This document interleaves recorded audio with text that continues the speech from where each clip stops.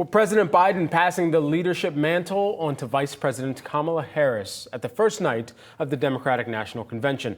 The night was jam-packed, full of speakers, and included a surprise appearance by Harris herself, who wasn't slated to speak until Thursday.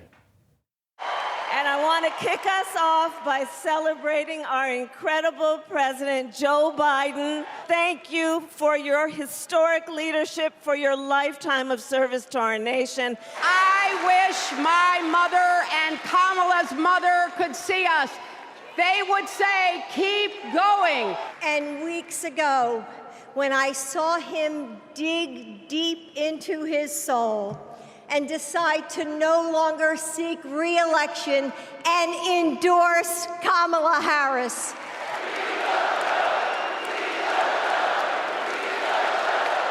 Are you ready to elect Kamala Harris and Tim Walz, President, Vice President of the United States?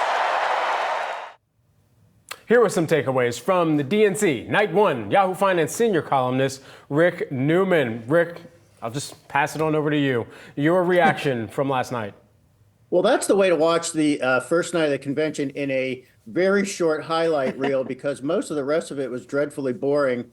But that's the way these conventions go. So obviously the big moment, Joe Biden basically saying farewell. He will be leaving for vacation now. And his speech, it's getting sort of a B grade today.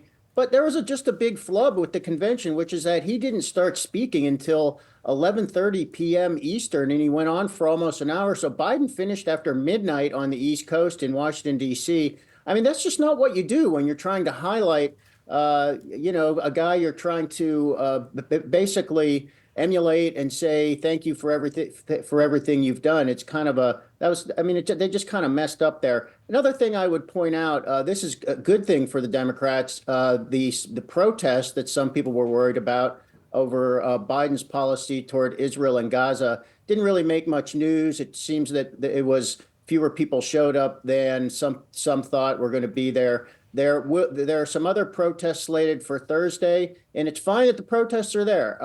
What the Democrats, the best thing for the Democrats is just that the protests don't overwhelm coverage of what the messaging that they want to get across to the American people.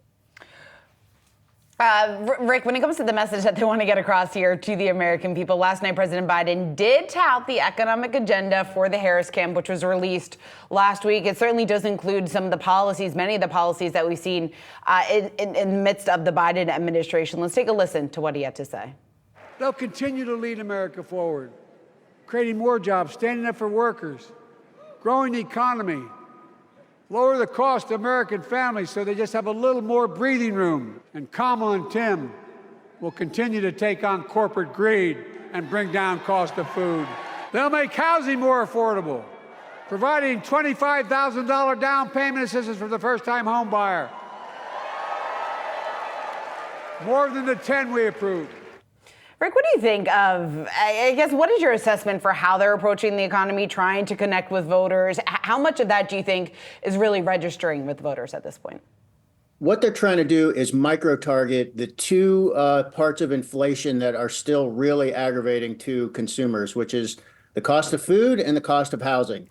So we all know, we've been talking about this for the last year. Inflation has come down. It's basically back to normal.